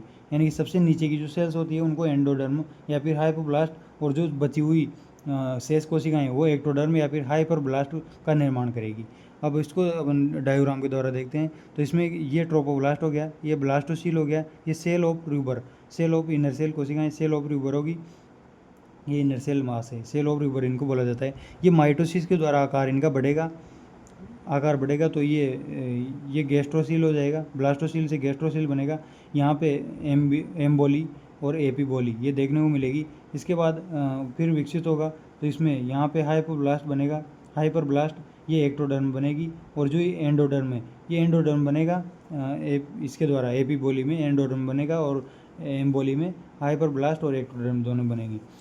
ये गैस्ट्रोसील हो गया, गैस्ट्रोसील का आकार करता जाता है, ये हाइपोब्लास्ट हो गया नीचे की, और ये एंडोडर्मिस होगी। इस तरह से ये विभेदित होते जाएंगे। इसके बाद यहाँ पे ये एमनियोटिक गुहा बन जाएगी, एमनियोटिक गुहा के बाद एक्टोडर्म, एक्टोडर्म के बाद ये मीजोडर्म हो जाएगी, मीजोडर्म ये एंडोडर्म होगी, और यहाँ पे ये गैस्ट्रोसील गुहा बनेगी। यहाँ पे योगक्षय का निर्माण होगा मीजोडर्म और एक्टोडर्म के बीच में, मीजोडर्म और एंडोडर्म के बीच में योगक्षय का पीतवाहिका का निर्माण होगा। ये जो कि भ्रूण यकृत इसको बोला जाता है, योगक्षय को। यहाँ पे एमनियोटिक गुहा बनेगी। इस तरह से ये गैस्ट्रुलेशन देखने को मिलता है। इसके पश्चात एक्टोडर्म जो बन जाएगी, शेष कोशिकाएं एक्टोडर्म और हाइपर एक्टोडर्म। इसके पश्चात ट्रोपोब्लास्ट या एमनियोटिक गुहा का निर्माण होगा। एंडोडर्म निर्माण पश्चात आईसीएम, प्राथमिक मीजोडर्म निर्माण होगा। प्राथमिक मीजोडर्म निर्माण जो है, मीजोडर्म किसी भी ऊतक या अंग का निर्माण नहीं करेगी, प्राथमिक मीजोडर्म का निर्माण। इसके बाद प्राथमिक मीजोडर्म के बाद एक्स्ट्रा एम्ब्रियोनिक मेम्ब्रेन का निर्माण होगा, जो कि इसके पश्चात आईसीएम में दोबारा विभाजन होगा, जो कि सेकेंडरी मीजोडर्म का निर्माण करेगा। सेकेंडरी जो मीजोडर्म होती है ये ऊतक और अंग का निर्माण करती है। प्राथमिक मीजोडर्म ऊतक और अंग का निर्माण नहीं करती, सेकेंडरी मीजोडर्म ऊतक और अंग का निर्माण करती है। इसके बाद अपन देखते हैं ऑर्गेनोजेनेसिस। ऑर्गेनोजेनेसिस में देखते हैं तो एक्टोडर्म से क्या क्या बनता है। एक्टोडर्म से त्वचीय ग्रंथियाँ बनेगी, तंत्रिका तंत्र, मस्तिष्क, मेरुरज्जु, रेटिना, लेंस, कॉर्निया, आइरिस, आंतरिक कर्ण, पीनियल ग्रंथि, लार ग्रंथि, दांत, इनेमल, दांत का जो इनेमल होता है वो एक्टोडर्मल होता है, हाइपोथैलेमस, पीयूष, ये सब एक्टोडर्मल से बनती है।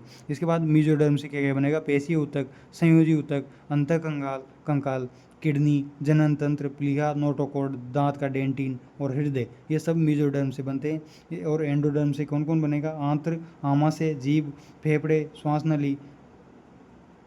नली, पेनी, मूत्राशय, गिल्स, क्लोम, दरारें, लीवर, अग्नाशय, पीटीए, थायराइड, यूस्टिकियन नलिका, ये सब एंडोडर्म से बनते हैं।